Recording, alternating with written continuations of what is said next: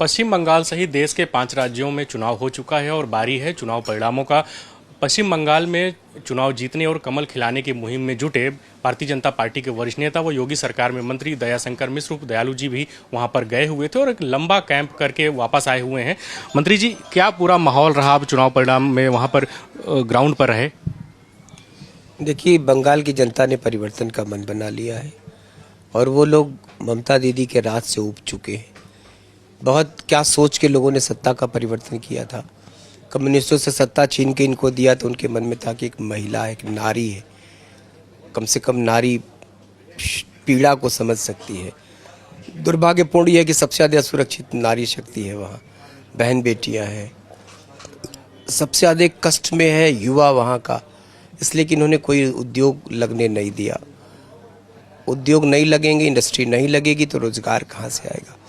जो बंगाल कभी लोगों के लिए नौकरी देने का एक बहुत बड़ा घर हुआ करता था, साधन था, कमाने लोग जाते थे। कभी आप पूर्वांचल के लोगों से पता करिएगा तो यहाँ जो भी बच्चा बड़ा होता था लोग कहते थे कमाए जा, तो कमाने की जगह अब वहाँ का नौजवान कमाने के लिए दूसरे राज्यों के आगे देखने पर विवश है, इसलिए कि उसके पास रोजगार नहीं। तो ऐसे में एक राज्य को बदहाल करके रखा है। इंफ्रास्ट्रक्चर की कमी है, बिजली की कमी है, पानी की कमी है, स्वास्थ्य की कमी है, शिक्षा की कमी है। आपको याद होगा देश का सबसे पुराना विश्वविद्यालय कलकत्ता विश्वविद्यालय, शांति निकेतन, क्या नहीं था उस राज्य में। तो ऐसा राज्य जो इस देश का, मैं कह सकता हूँ कि किसी भी मामले में जैसे ग्रोथ का इंजन था। इंडस्ट्री देश में सबसे पहले शुरुआत वहीं हुई, सबसे पहले देश में अंग्रेजों ने कारखाने वहीं लगाए। सारी इंडस्ट्री बंद पड़ी है।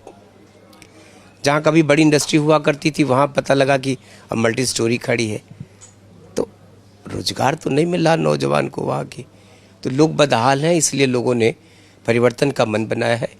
भारतीय जनता पार्टी की सरकारें जिन राज्यों में है वहाँ की खुशहाली, वहाँ की प्रगति, वहाँ का अनुशासन, वहाँ का लॉ एंड ऑर्डर, ये सारी चीज़ें लोगों को पसंद आ रही हैं। कथनी करने में कोई फ़र्क नहीं, देश के प्रधानमंत्री जी का जो कहना। और माँ शक्ति की उपासना का केंद्र है। ऐसे में अब वहाँ दुर्गा पूजा का जुलूस रोक दिया जाता है, ताजिए उठाए जाते हों, तो ऐसे में वहाँ के लोगों के मन में बड़ी पीड़ा है। सनातन को बचाए रखने की एक बहुत बड़ा प्रश्न खड़ा हो गया लोगों को, कैसे वो अपने आराध्य की पूजा करेंगे। इसलिए लोगों ने परिवर्तन का मन बनाया है।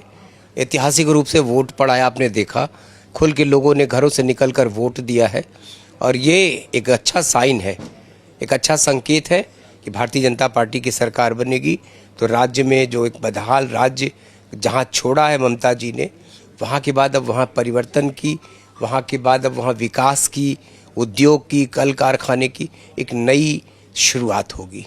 4 मई को परिणाम आ रहे हैं। एसआईआर का मुद्दा वहाँ काफ़ी गरमाया हुआ था। ममता बनर्जी सुप्रीम कोर्ट तक भी गई।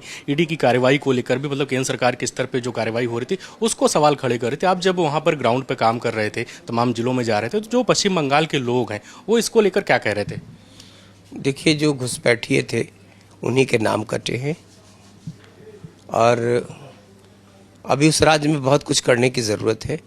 वो एकदम खुली सैरगाह बन गई थी घुसपैठियों के लिए और बांग्लादेश के लोग वहाँ अपनी जागीर समझ रहे थे।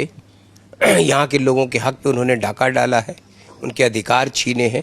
सबकी वापसी होगी और उन सबको अपने घर वापस लौटना पड़ेगा और जो इस राज्य का रहने वाला है, जो मूल है, जो वहाँ का निवासी है, वो रहेगा। आखिरी सवाल, जब जिस दिन मतदान हो रहा था उस दिन देखा गया कि तमाम जो टीएमसी के लोग हैं, भारतीय जनता पार्टी के प्रत्याशी, उनके साथ मारपीट के विजुअल्स भी लगातार आ रहे थे। ये मारपीट आप कल्पना नहीं करते कि किस कदर वो गुंडाई करते हैं। चुनाव के बाद 300 ज़्यादा कार्यकर्ता 21 के बाद हमारे मारे गए हैं, हत्याएं हुई हैं। हत्या बलात्कार वहाँ बड़ा नॉर्मल बात है। लड़की की हत्या होती है, उसके माँ बाप से कहा जाता है कि ठीक है सब रफा दफा करो, उसके मुकदमे दर्ज नहीं होते थे। अभया की हत्या हुई, डॉक्टर की, आरजीकर में पढ़ने वाली मेडिकल कॉलेज की बेटी की, उसके माँ बाप को दबा के क्रश कर दिया, 100 छीन के ले आके रातों रात जला दिया। तो वहाँ तो मैंने कहा ना कि अराजकता है, कोई नहीं, गुंडे, पुलिस खड़ी रहती है, गुंडे अपना काम करते हैं, न जाने कितने कार्यकर्ताओं को मारा लोगों ने, घर तोड़ दिया, व्यापार खत्म कर दिया। 6-6 महीना, साल भर वो घर छोड़ के भाग जाते हैं। आप कल्पना नहीं करते कैसी अराजकता है वहाँ। ऐसे में राजनीतिक दलों का व्यक्ति, कार्यकर्ता वहाँ जिंदा है, काम कर रहा है अपनी पार्टी के लिए, ये बहुत बड़ी बात है। शायद ईश्वर ने इस दिन के लिए बीजेपी को मौका दिया है कि बीजेपी के आने के बाद से वहाँ की परिस्थितियाँ बहुत तेज़ी से बदलेंगी। सबसे बड़ी चीज़ है इंडस्ट्री, बिजली, सड़क। भारत सरकार ने तो अपना काम किया, ट्रेनें चल रही हैं, एयरपोर्ट्स बन रहे हैं, लेकिन और जो राज्य का काम है वो ठहरा हुआ है। बिजली का उत्पादन एकदम न के बराबर है।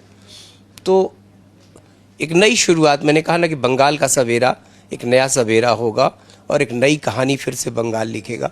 बंगाल ने देश के प्रगति में, देश के हर तरह के विकास में बड़ा योगदान दिया है। अतीत का बंगाल बहुत गौरवशाली था, तो फिर से शायद वही बंगाल अपने गौरव को बहाल करेगा। तो ये थे उत्तर प्रदेश सरकार के मंत्री दयाशंकर मिश्र उर्फ दयालु, जिन्होंने हमसे बातचीत की। कैमरा पर्सन सुंदरम केसरी के साथ धीरज त्रिपाठी, लाइव टाइम्स, लखनऊ।